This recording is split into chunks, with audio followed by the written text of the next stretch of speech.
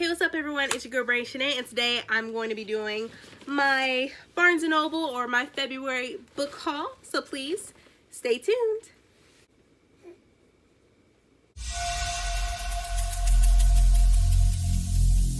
Every single day I'm gonna make something great. That's my way. Every single day I'm gonna make something great. So like I said, this is my February book haul. At Barnes & Noble's they have that 50% off book haul that's going on right now, and I think today is the last day, which is March the 4th.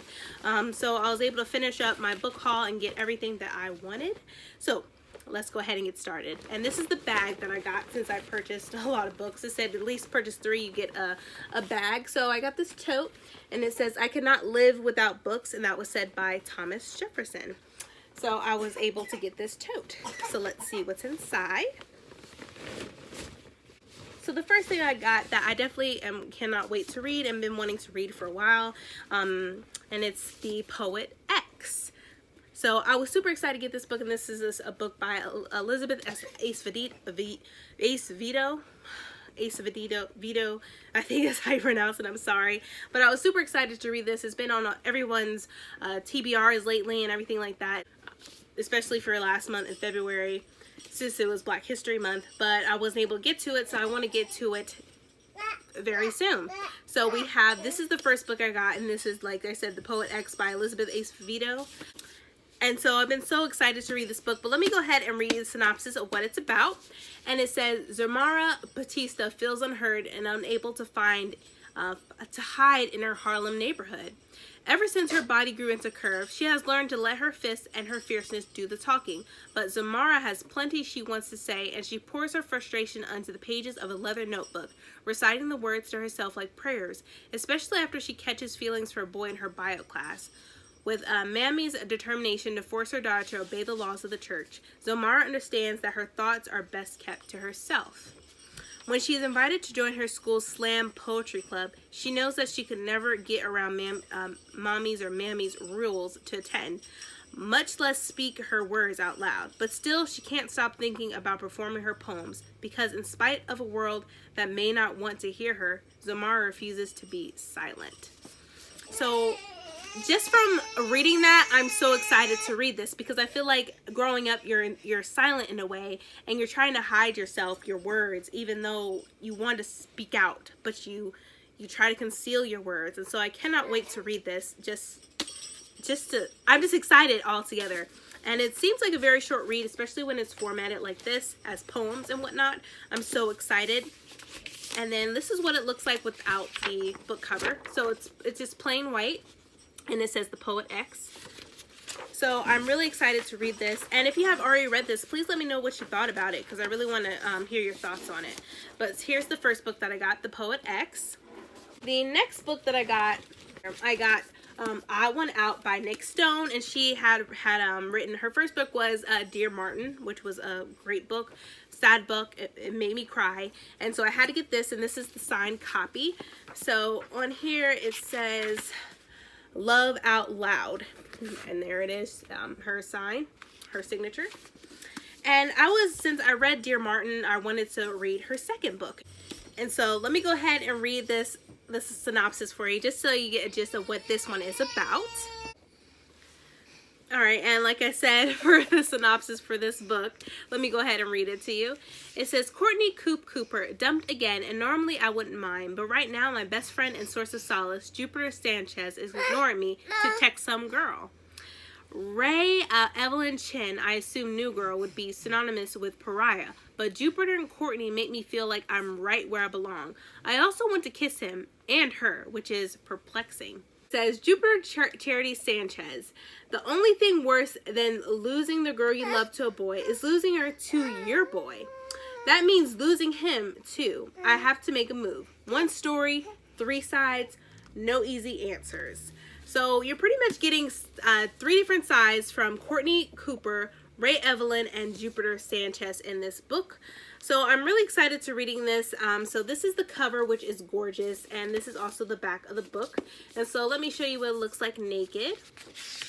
And so it's a red book, and it's it says the odd one out in black. So this is pretty cool. It's basic, and I like basic. So this is the second book that I got, the Odd One Out by Nick Stone. The next book that I just had to get, and been meaning to get for a while because I haven't read it, and that is The Bells by Danielle Clayton.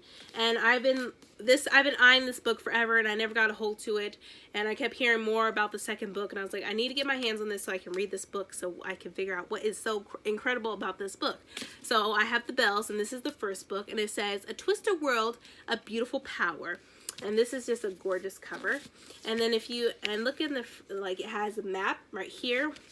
And then here is what it looks like naked. It's like a grayish color, and it says The Bells in pink. And let me go ahead and read the synopsis for you. And it says, Camilla Beauregard is a belle in the opulent world of Orleans. Belles are revered, for they control beauty, and beauty is a commodity coveted above all else. In Orleans, the people are born gray. They are born damned, and only with the help of a belle and her talents can they transform and be made beautiful. But it's not enough for Camilla to be just a belle. She wants to be the favorite, the belle chosen by the Queen of Orleans to live in the royal palace, to tend to the royal family in their court, to be recognized as the most talented belle in the land. But once Camilla and her belle sisters arrive at court, it becomes clear that being the favorite is not everything she always dreamed it would be. Behind the gilded palace walls live dark secrets, and Camilla soon learns that the very essence of her existence is a lie, and that her powers are far greater and could be more dangerous. Than she ever imagined. And when the queen asks Camilla to risk her own life and help the ailing princess by using belle powers in unattended ways, Camilla faces an impossible decision. With the future of Orleans and its people at stake, Camilla must decide, save herself and her sisters and the way of the bells, or resuscitate the princess, risk her own life, and change the ways of her world forever. So, like I said, this is the first book of The Bells, and it already sounds very intriguing. I really want to know more about Camilla and the Orleans land. This isn't fantasy, I believe. So I'm really looking forward to reading more about this. So we have The Bells by Danielle Clayton. So here's the third book that I got. And so since I got the first book of The Bells, I went ahead and got the second book, which is The Everlasting Rose. The Revolution is Here, and this was also The Bells. This is the second book by Danielle Clayton, and this cover is even more gorgeous than the first. Like, look at it. Like, look at the embossed printing. It's like gold and everything. And look at the spine. And so this is, and look at it. It has some more, a map, but in a different color. And then this is what it looks like naked. It still has that grayish color, and this time it's in a purple color instead of pink. And let me read the synopsis for you, just so that if you have read the book, first book, you can read the second book. And then this book is a little bit even shorter than the first book. And it says right here, nothing is what it seems in this must-read sequel to the instant New York Times bestseller. With the price on her head, the evil Queen Sophia out for blood, and no idea who to trust, Camilla Beauregard, the former favorite belle, must race against time to find the ailing Princess Charlotte, who has disappeared without a trace. Sophia's imperial forces will stop at nothing to keep Camille, her sister Adele, and her loyal guard Remy from returning Charlotte to the palace and her rightful place as queen. With the help of an underground resistance movement called the Iron Ladies, a society that rejects beauty treatments entirely, and the backing of alternative newspaper, The Spider's Web, Camille uses her powers, her connections, and her cunning to outwit her greatest nemesis, Sophia, and attempt to restore peace to Orleans. But enemies lurk in the most unexpected places, forcing Camille to decide just how much she's willing to sacrifice to save her people. So I'm super stoked to reading the first book and then to reading this, because I really want to, like, Camille seems like a very intriguing character in both of these books. So I'm super excited to read both of these. I'm not sure when I'm going to get to read them, but I'm going to be reading them this year for sure. So definitely watch out for my TBR anytime this year for these two books, because I'm going to be reading these back to backs for my TBR soon, eventually, hopefully. So here is that. The next book that I got, which I'm so excited to read, and this is A Curse So Dark and Lonely by Bridget Camara. And just look at this cover. It's so gorgeous. And what really captivated me the most about this book is because it's a retelling of Beauty and the Beast. And I love Beauty and the Beast. So I definitely had to get this because it's gorgeous. Look at the cover. It's brilliant. It looks like it's dark and like mysterious, which I like. So let me see. And this is the cover. It's beautiful. And this is what it looks like naked. It's a black book with like silver foiling right here. And let me go ahead and read the synopsis so you get a better picture of what it's about. And it says, fall in love, break the curse. Cursed by a powerful enchantress to repeat the autumn of his 18th year, Prince Rin, the heir to Emberfall, thought he could be saved easily if a girl fell for him. But that was before he turned into a vicious beast hell-bent on destruction. Before he destroyed his castle, his family, and every last shred of hope, nothing has ever been easy for Harper. With her father long gone, her mother dying, and her brother constantly underestimating her because of her cerebral palsy, Harper learned to be tough enough to survive. When she tries to save a stranger on the streets of Washington, D.C., she's pulled into a magical world. Break the curse, save the kingdom. Harper doesn't know where she is or what to believe. A prince? A curse? A monster? As she spends time with Rin in this enchanted land, she begins to understand what's at stake. And as Rin realizes Harper is not just another girl to charm, his hope comes flooding back. But powerful forces are standing against Emberfall, and it will take more than a broken curse to save Harper, Rin, and his people from utter ruin. So this is located in Washington, D.C., which is pretty cool because when you think of Beauty and the Beast, you immediately think of France, you know, right? So this is definitely really interesting. I'm definitely looking forward to reading this because it's in the States. So it's located in the United States and not in France or Italy or anything like that. It's located in the United States. So that's pretty cool. So this is another book that I picked up and I cannot wait to read.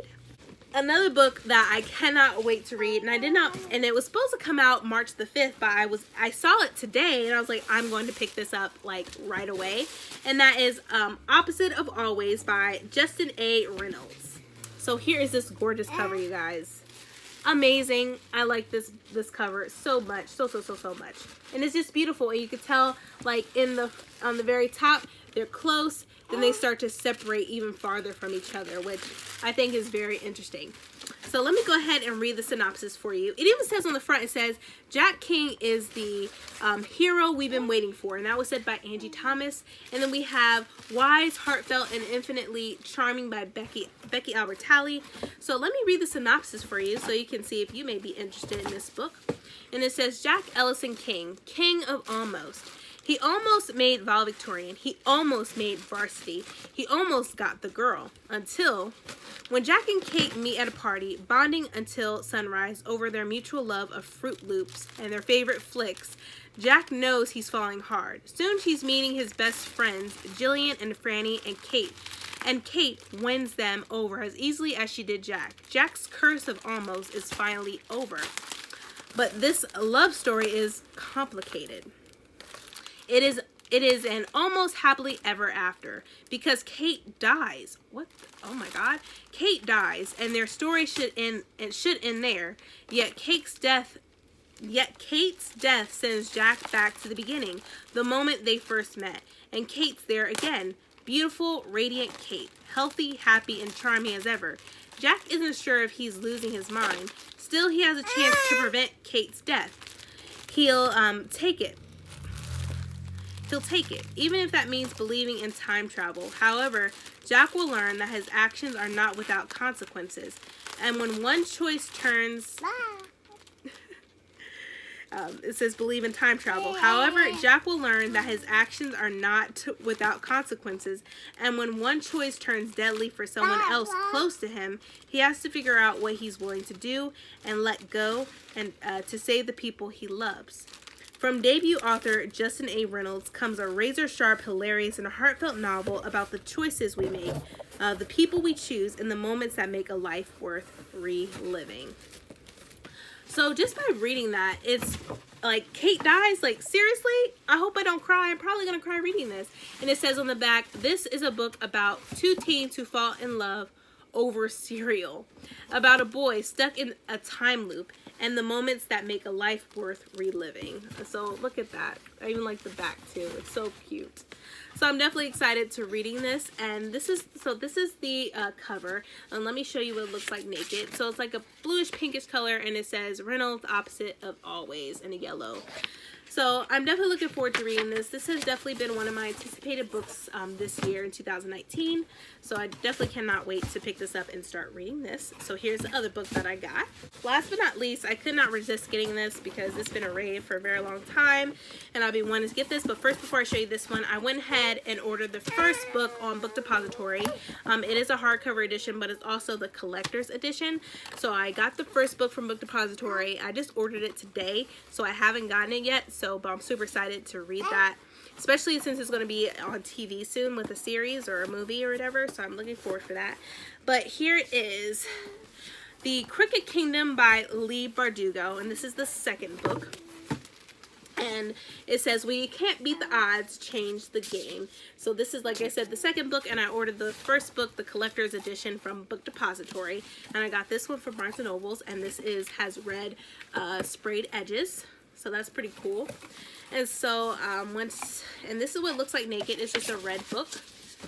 And here's the spine. So that's pretty neat. I like that. And so let me read the synopsis for you for this one, since I read the other ones for the other book. And let me see what it says here, because I've been hearing so much about Six of Crows and everything, so it's like, I need to go ahead and pick up Leigh Bardugo. I have not read any of Leigh Bardugo's books or anything by her, so I'm like really super excited to read it. So let's see what it's about. So it says, Kaz Brecker and his crew have just pulled off a heist so daring even they don't think they'd survive. But instead of divvying up a fat reward, they're right back to fighting for their lives. Double-crossed and badly weakened, the crew is low on resources, allies, and hope. As powerful forces from around the world descend on Ketterdam to root out the secrets of the dangerous drug known as Param, old rivals and new enemies emerge to challenge Kaz's cunning and test enemies emerge to challenge Kaz's cunning and test the team's fragile loyalties. A war will be waged on the city's dark and twisting streets, a battle for revenge and redemption that will decide the fate of the Grisha world. I still haven't read her other books, which is The Shadow and Bone, Siege of Storm, and Ruin and Rising. I haven't read those books, but I do looking forward to eventually reading them. But I just want to read, currently I want to read The Six of Crows, and I want to read this book, just so I get just so that I can see what's been going on and why everyone is just in love with these books. So this is the last book that I got. So there is that. So there you go, everyone. That was my book haul for February, for the end of February / beginning of March. And I hope you enjoyed this video. I hope you enjoyed my crazy son making a lot of noise and stuff, right? But I hope, like I said, I hope you enjoyed this video. If you did, please give me a thumbs up. Also hit the subscribe button. Also hit the subscribe button and that bell so that you'll be notified when I upload more videos in the future. But thank you so much, you guys. See ya.